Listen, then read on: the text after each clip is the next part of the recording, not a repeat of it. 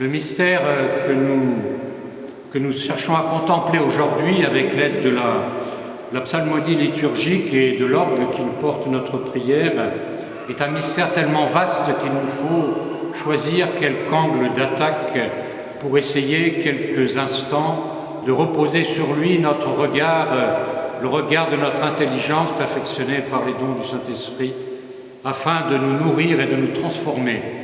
Et ce que je vous propose aujourd'hui, c'est de réfléchir à une question précisément de regard, le regard de Marie sur le Christ, qui commence, ou qui a deux points culminants, un regard au calvaire et un regard au moment de la résurrection, surtout de sa propre dormition, de sa propre assomption dans la gloire totale de son Fils.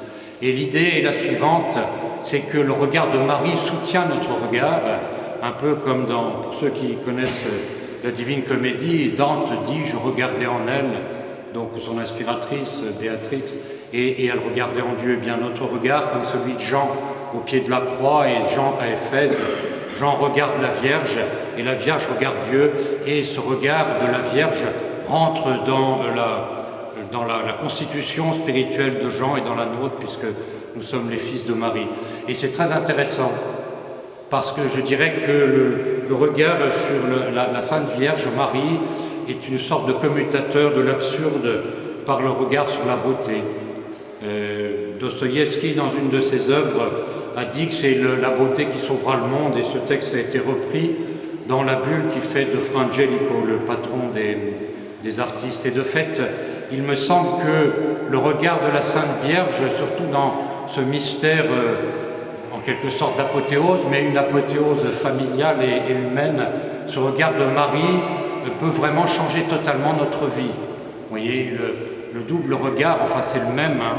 Elle regarde son Fils crucifié, et au fond c'est à ce moment-là qu'elle découvre à un plus grand degré de profondeur qui elle est. Elle est la mère du Dieu Sauveur. De même, nous, en regardant le Christ crucifié, nous découvrons qui nous sommes, à savoir des gens qui sont suffisamment puissants pour faire un mal qui demande l'incarnation et la passion de Dieu. C'est en regardant vraiment avec Marie le Christ sur la croix que nous nous découvrons nous-mêmes et que nous appliquons, que nous vivons, je dirais affectivement, mais je pense qu'il faut prendre le temps dans des retraites, vraiment c'est capital. Hein, si jamais je disparaissais prochainement, gardez cette idée que je voudrais recommander de faire des retraites, parce que dans le monde actuel, je ne vois pas bien comment on peut prendre le temps. Il faut lire, il faut faire des retraites. Donc dans ces retraites, nous approfondissons le regard de Marie au calvaire, qui voit son Fils et qui découvre qu'elle est la digne mère d'un Dieu sauveur. Et donc elle découvre qui elle est. Et comme dit Bernanos, c'est un peu stupéfiant pour elle, parce qu'elle est plus jeune que le genre humain, elle est d'avant le péché.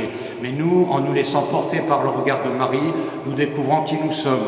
Et c'est très intéressant, parce que c'est un antidépresseur, vous voyez. Je suis frappé actuellement, au travers des différentes catastrophes qui se succèdent dans notre pays et en Europe et dans le monde, qu'on assiste à une série de cris d'indignation absurdes et impuissantes, qui sont en fait un masque de l'imprudence et de la faiblesse, de la lâcheté. Alors il me semble qu'au contraire, le regard que nous porterons avec Marie sur Jésus au calvaire, sur le Christ total, vous voyez, sur le Christ qui s'est incarné pour nous sauver, nous fait comprendre qui nous sommes, et c'est pas décourageant. Parce que Pascal a écrit dans un passage de ses superbes pensées qu'il nous est dangereux, je dirais même qu'il est mortel, on le voit dans le monde actuel, mais c'est un peu le cas dans toutes les époques, aussi à celle de notre patron. Il est dangereux de connaître notre misère si nous ne connaissons le Sauveur, le Rédempteur qui nous en peut tirer ou sortir.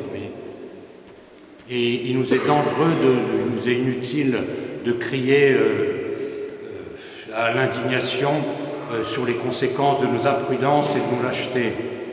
Et donc, plutôt que de crier à l'indignation, il faut mieux regarder et découvrir le réel. C'est nous qui avons tué le Fils de Dieu. Et ça, c'est insupportable si le regard de la Vierge ne prend pas le nôtre pour que nous posant sur l'homme-dieu crucifié, comme on le voit dans l'icône de la Déisis, où la Vierge est en train de contempler et de prier son Fils.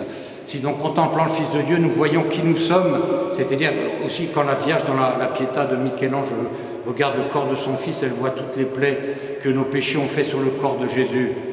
Et ça, nous pouvons nous les regarder à ce moment-là, parce que nous découvrons la profondeur de notre mystère, qui est aussi celle de notre dignité. Oui. L'homme est un être d'une telle force, d'une telle grandeur, qu'il peut être debout devant Dieu à lui dire non éternellement. Et c'est ça la clé des choses, et c'est ça qui est la source de la vraie prudence et de la vraie force. Les auteurs en théologie insistent en disant la prudence du chef d'entreprise, du père de famille ou du politique.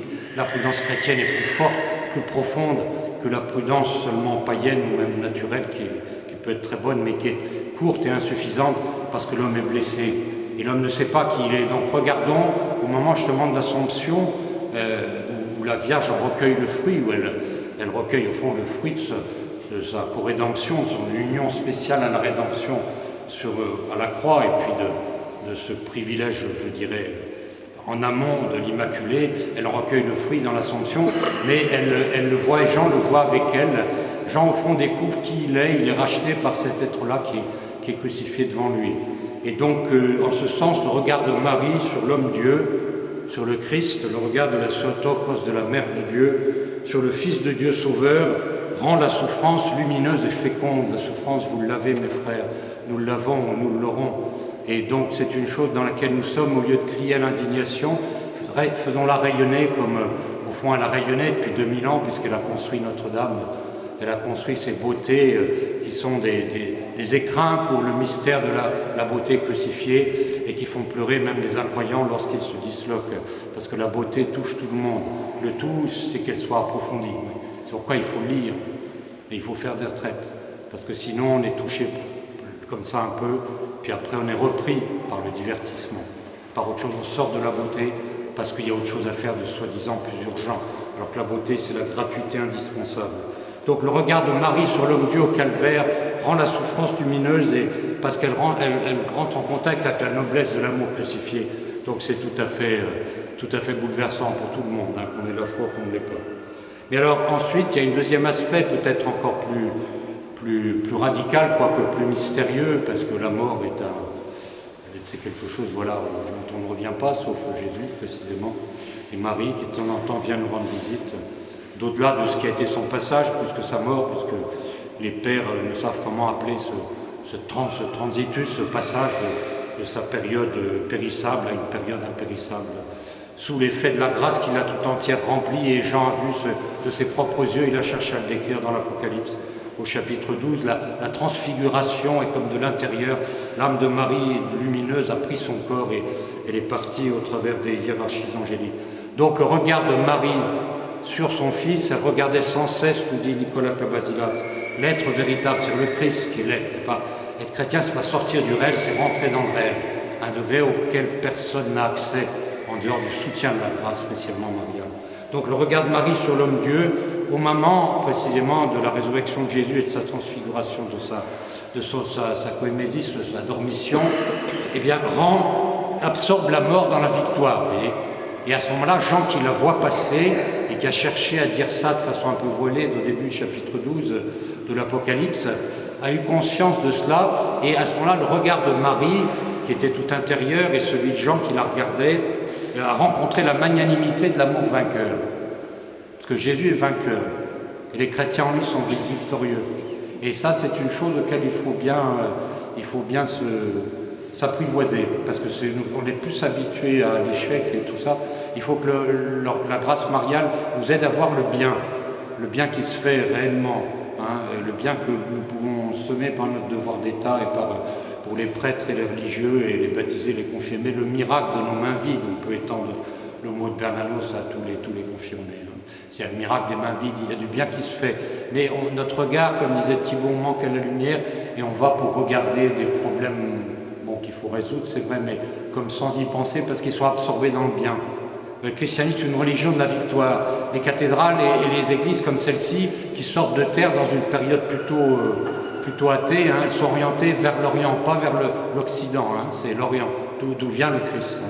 Donc c'est vraiment en regardant Marie exaltée au milieu des hiérarchies angéliques, en écoutant les chœurs angéliques qui dialoguent entre eux, étonnés de ce qu'une femme soit élevée si haut et que tout le genre humain soit, comme disait Gardini, seul le christianisme a placé le corps humain dans la gloire de Dieu. Et donc c'est vraiment une religion de la victoire, et nous qui avons périodiquement affronté le glaive de douleur de la perte de nos proches, et nous devons vraiment nous imprimer, nous imbiber de ça. J'ai remarqué en donnant l'extrême onction, ce qui arrive quand même à des religieux aussi, moins fréquemment que les prêtres de paroisse, mais que les âmes mariales sont très belles. Alors une fois qu'elles sont mortes, elles ont sur leur lit de mort, il y a quelque chose celles qui ont dit le rosaire toute leur vie, vous voyez, je pense qu'elles sont absorbées dans la victoire qu'elles ont méditée. Parce qu'au fond, voilà, l'Assomption, la divine Assomption de la Sainte Mère de Dieu nous fait prendre conscience que nous sommes victorieux dans la victoire du Christ, et notre regard, porté par celui de Marie, rencontre la magnanimité de l'amour vainqueur. C'est qu'elle nous associe à sa victoire, vous voyez, dans les textes dominicains de la messe d'aujourd'hui, un peu différents, dans leur richesse complémentaire des Romains, de la forme traditionnelle. On a un épître, un épisode de combat, c'est Judith qui coupe la tête d'Holoferne.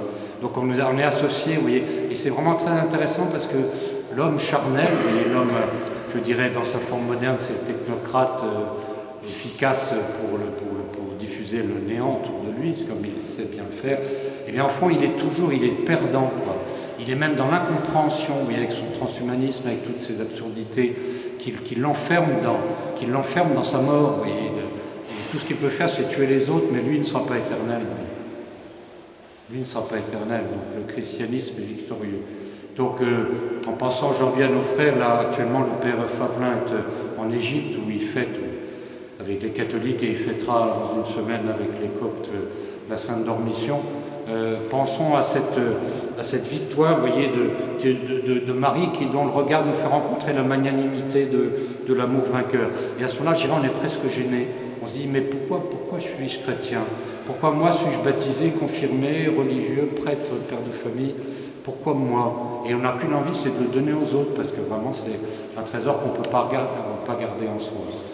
Donc demandons à Saint Joseph, le très saint patriarche Joseph, et à la divine Mère de Dieu, de remplir notre cœur de ce regard sur le mystère total du Christ, et que notre regard, pour commuter l'absurde qui nous entoure, rencontre, vous voyez, soit vainqueur de la souffrance, qu'elle la rende lumineuse, en rencontrant la noblesse de l'amour crucifié, et même en quelque sorte qui traverse le voile, le fond si ténu de la mort, pour nous faire rencontrer la magnanimité de l'amour victorieux. Au nom du Père et du Fils et du Saint.